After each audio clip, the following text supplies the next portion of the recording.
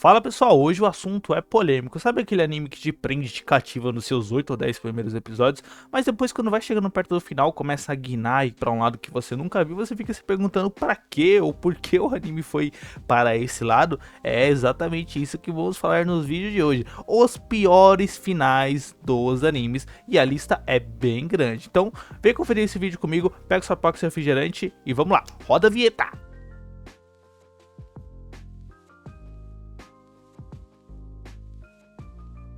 Bom pessoal, quando a gente fala de finalização de anime é um assunto complicado porque agrada uns e outros nem tanto. Eu particularmente sou bem crítico a finais de animes.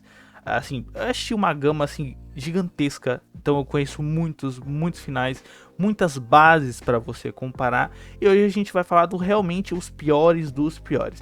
Tá? Eu não fiz uma lista com top 3, top 5 nem nada, eu vou mais falar de forma esporádica e aí no final a gente ainda coloca alguns créditos, porque tem animes que não foram tão ruins, mas por ter mudado de forma repentina merece estar nessa lista. Então, para começar, eu separei para vocês Darling in the Franxx. Darling in the Franxx foi um anime que quando lançou foi uma febre, um fenômeno.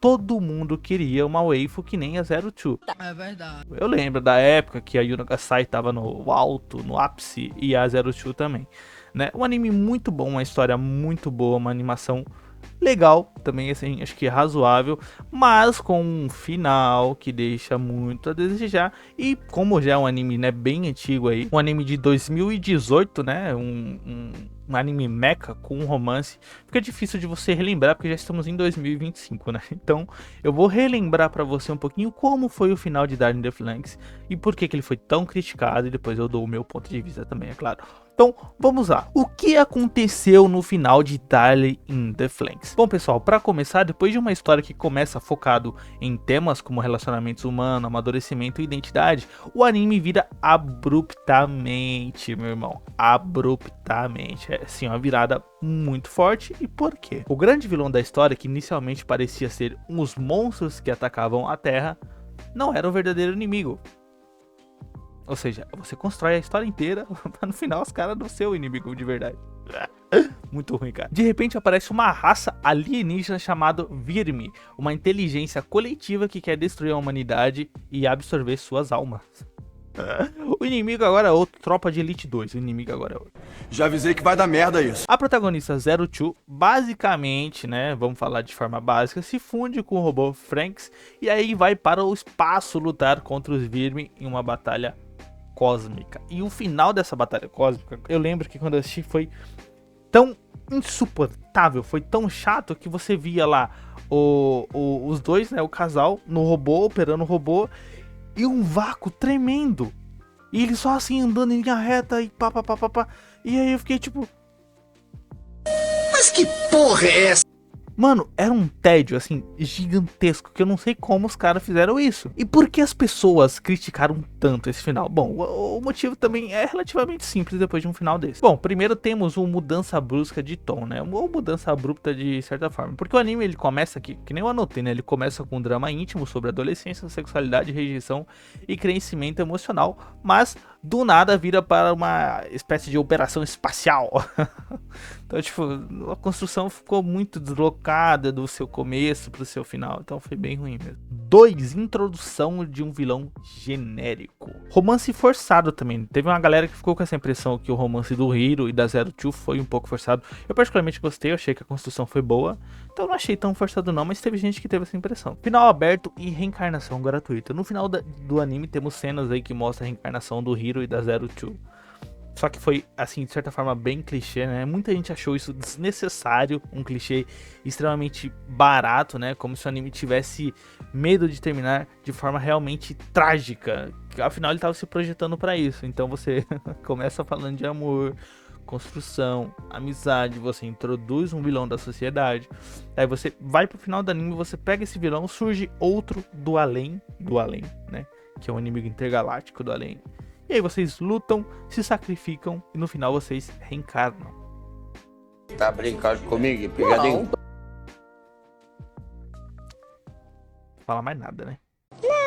Depois de Darling in the Franxx, eu coloquei The Promised Neverland 2. A gente já falou dele no canal aqui algumas vezes, só que eu não entrei a fundo no assunto. Eu não falei por que exatamente foi ruim e é tão criticado, se bem que acho que todo mundo que acompanha um pouco o anime, lê mangá, sabe que a adaptação foi horrível. Mas o que aconteceu exatamente no final de The Promised Neverland 2 ou na continuidade da história da segunda temporada? Bom, a história começa até fiel ao mangá nos seus primeiros episódios, porém depois do episódio 4 ou 5 o anime começa a cortar arcos inteiros. Personagens essenciais como Yugo, o Mister e Lucas, que tinham papéis muito importantes na resistência contra os demônios, foram completamente ignorados. Você não pode fazer isso. É que nem Tokyo Ghoul e Tokyo Ghoul Re. Você não pode pular as coisas. Tem uma ordem de acontecimento de fatores. E principalmente a galera que tá vendo anime e não leu o mangá, não vai ter essa ciência e vai acreditar que é aquilo ali. Claro, o mangá é sempre o material mais completo, mas você tem que seguir, cara. Você não pode pular mangá, e The Promised Neverland fez essa cagada de não só pular, como cortar personagens. Então, cara, pra quem leu o mangá e assistiu o anime, é um choque, né? Você olha e fala: quê? Por quê? Pra quê? Onde é que eu tô? É difícil, cara. O anime salta diretamente para a solução mágica, onde Emma basicamente propõe a paz com os demônios. Tudo é resolvido rapidamente, com quase nenhum conflito real mostrado, que é bem diferente da própria premissa do The Promised Neverland, porque a gente sabe que conflito ali, cara, é o que mais tem: drama, choro, raiva, frustração. É a essência do anime. The Promised Neverland 1, a primeira temporada, te prende exatamente nisso. Como você não continua essa construção. Tudo bem que a segunda temporada podia até ter um lado mais de ação, sabe? Mas precisava pular, cara? Precisava cortar? No último episódio, o anime passa um monte de eventos complexos do mangá, tipo a revolução do reino dos demônios, em uma sequência bizarra de slideshows. Literalmente imagens passando rápido, sem diálogo ou contexto. Foi a mesma reação que eu tive com Darling in the Franxx, só que assim, você discute, tá? O final de Darling in the Franxx teve gente que gostou, então é discutível. Não dá pra você sentir raiva do final daquele. Agora, The Promised Neverland 2, assim, meu amigo, eu nem assisti o anime, tá? Assim, eu vi pra fazer esse conteúdo, porque eu li o mangá. Então, assim, sabe? Raiva é a palavra que você sente, mas tudo bem. Bom, eu já falei o que aconteceu, né? Mas por que exatamente o final foi tão criticado assim? Bom, eu vou repetir mais do mesmo. A segunda temporada pulou vários arcos fundamentais, como o arco do Gold Pond e a rebelião dos demônios. Claro que também teve o fato de ser uma resolução apressada e infantilizada e um uso de slideshow bizarro no final. Então, assim, eu acho que esses são os pontos mais gritantes. A gente poderia, sei lá, pontuar outras coisas como problemas dos bastidores, que aí no caso vai entrar mais uma parte do estúdio, mas rolou, né? E destruição do desenvolvimento dos personagens, que eu não vou abordar, né? Coloquei de tópico, mas não vou abordar porque eu acho que tá bom, não é suficiente. Então, por isso, o final de The Promised Neverland 2 é uma grande porcaria. Que merda, hein? Desculpem a raiva, mas vocês que acompanham e gostam de animes, vocês sabem como a gente se sente, né? A gente que também gosta da obra, acompanha e principalmente lê o mangá. Então, The Promised Neverland 2 é essa porcaria aí. O próximo anime que eu vou falar, ele, assim, divide opiniões. Teve gente, é que nem Darling in the Franxx, teve gente que gostou, teve gente que não gostou. Mas acho que é consenso que o final é ruim, né? Eu acho que, tendo em vista do que o anime foi ao longo dos episódios, o final foi, assim, extremamente ruim, tá? Deixou muito a desejar, que é nada mais nada menos que Mirai Nikki, ou O Diário do Futuro. Cara, um baita anime, uma baita história, uma baita trilha sonora, uma baita adaptação, cara, uma baita ação principalmente. Eu lembro que quando lançou, foi que nem eu comentei acho que no começo do vídeo aqui, todo mundo queria uma Yuno Gasai, mesmo que ela fosse louca, perturbada, maluca, todo mundo queria uma waifu. Eu acho que a Yuno Gasai era a representação de waifu dentro do meio otaku, né? Todo mundo queria uma Yuno Gasai. Cara, o anime incrível, incrível, assim, eu acho que é uma das obras de 12 episódios, assim, que mais me prendeu, que eu lembro tem 12 episódios. Se tiver 24, desculpe que eu tô puxando da cabeça da memória, tá bom? Mas é o que aconteceu no final de Mirai Nikki pra ele ser tão criticado. Vamos lá. Depois de toda a matança do jogo da sobrevivência para decidir quem será o novo deus do tempo e espaço, descobrimos que a Yuno Agasai, que está do lado do protagonista Yuki, não é a Yuno original deste mundo. Na real, ela é uma versão da Yuno de outra linha do tempo. Ou seja, ela venceu o jogo no seu mundo, virou uma deusa, mas insatisfeita porque Yuki tinha morrido naquele universo, voltou no tempo para tentar reviver uma vida com ele. Para isso, ela matou a Yuno da linha do tempo atual e tomou o seu lugar. O final culmina em um confronto meio maluco envolvendo múltiplas versões da Yuno. Yuki tentando salvar a todos e o tempo e o espaço basicamente indo pro saco aí. No final, Yuki acaba preso em um mundo vazio como um deus, depressivo e sozinho por 10.000 anos, até que Yuno, de uma terceira linha do tempo, ou resquício dela, finalmente consegue romper as barreiras e se unir com ele, numa cena pós-créditos. Não... Se você que tá vendo esse vídeo nunca assistiu Mirai Nikki, o que você entendeu disso daqui? Pera, eu não entendi esse final. Quer dizer, não entendi foi nada. Imagina nós que nós assistimos o anime e nós não entendemos. Não fez sentido nenhum. Foi legal? Foi legal, mas foi muito confuso, sei lá, tipo... muito confuso, cara, muito bagunçado. E por que o final foi tão criticado? Como eu acho que eu nem precisava abordar tanto isso aqui, né? Por que o final foi tão criticado? Eu acho que é meio autoexplicativo porque o final foi criticado, mas vamos lá, vamos abordar. Confusão desnecessária, né? O anime começa relativamente simples, né?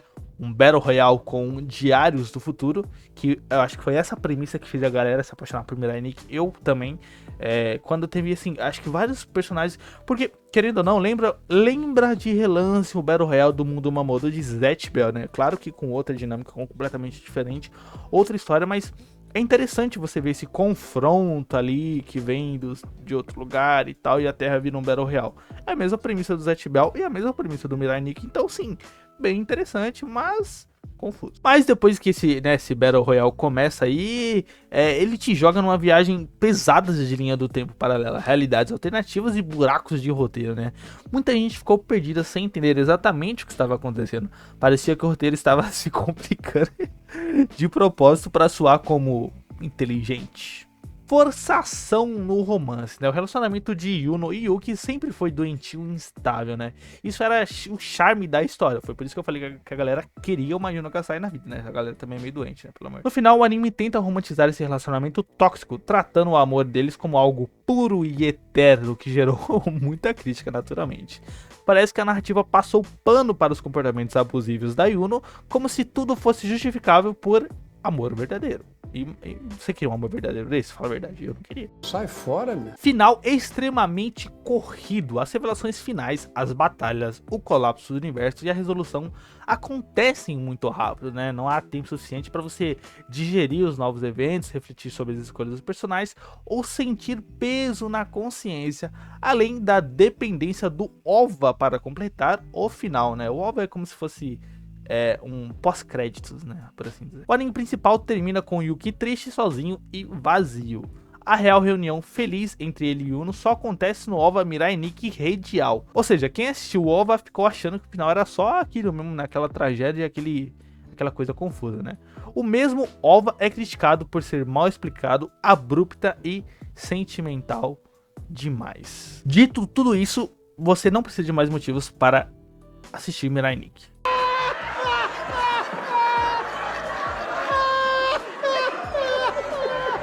Falei mal, mas eu recomendo demais, é um anime muito bom, mas infelizmente você vai se preparando, porque no final você vai ter que pegar um caderno de anotações e ficar assim, ó, aconteceu isso, tá, ela é de outra dimensão, tá, uma realidade paralela, tá, essa é uma outra Yuno, ele virou Deus, e aí sim vai, porque se você só plantar assim, ficar assim, ó, você não vai entender não, amigão. Você não vai entender não.